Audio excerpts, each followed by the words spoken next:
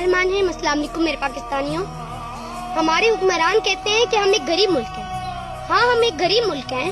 हमारी आवाम 70% हमारी जो आबादी है वो 2 वक्त की रोटी को तरसती है, तो हमें ये मानना पड़ेगा कि हम एक गरीब मुल्क हैं। जब IMF से कर्ज लेना हो, जब गरीब का आटा चीनी पेट्रोल महंगा करना हो, जब बजट में गरीब के मुंह से आखिरी नवाला छीना हो, तो हमें ये मानना पड़ेगा कि हम एक गरीब मुल्क हैं।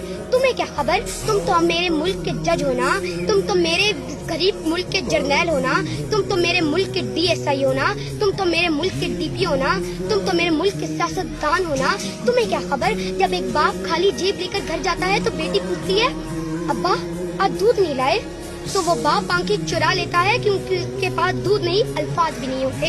तुम्हारी तो लाखों में तनख्वाहें, तुम्हारे बिजली पेट्रोल गैस पानी सब कुछ मुफ्त, नौकर चाकर सब कुछ फ्री, और उधर देखो तुम एक गरीब मजदूर जिसकी 1000 रुपया तनख्वाह, जिसके अंदर स्कूल अपने बच्चे की स्कूल की फीस भी, दवाई भी, राशन भी, किराया भी, लेकिन वो फिर भी आज जिंदा है क्योंकि वो मरने का खर्चा भी नहीं उठा सकता। कभी तुम्हारा बच्चा भूखा सोया, कभी तुम्हारे बच्चे ने किताब की जगह चूल्हा उठाया, कभी तुमने सरकारी अस्पताल की लाइनों में धक्के खाए, कभी तुमने राशन के लिए लाइनों के अंदर धक्के खाए? नहीं, क्योंकि तुम मेरे मुल्क के सियासतदान हो और हम एक कसूरवार। और आखिर पे मैं अपनी कौम को ये कहना चाहूंगी, बताना चाहूंगी कि अब हम इनकी मजीद अयाशियां बर्दाश्त नहीं करेंगे। अब हम इनकी मजीद शाह खर्चियां नहीं देखेंगे। अब बस इनसे हमें हिसाब लेना पड़ेगा, अब हमें इनसे सवाल करने पड़ेंगे।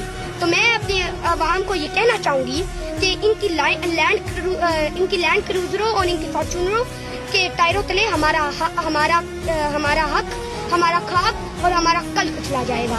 अब हमें मजीद बर्दाश्त नहीं करेंगे, और अब वरना तो हमारा मुकद्दस ही फुटपाथ रह जाएगा और उनके महल और बड़े हो जाएंगे। शुक्रिया।